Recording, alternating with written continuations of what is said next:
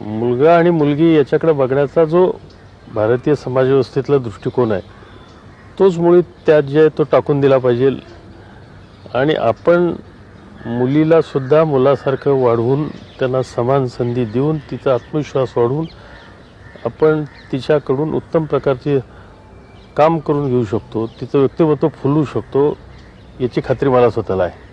त्यांचं वैशिष्ट्य असं आहे की ते खूप अनप्रिडिक्टेबल आहेत. त्यांच्या मनात काय आहे हे कधीच कळत नाही.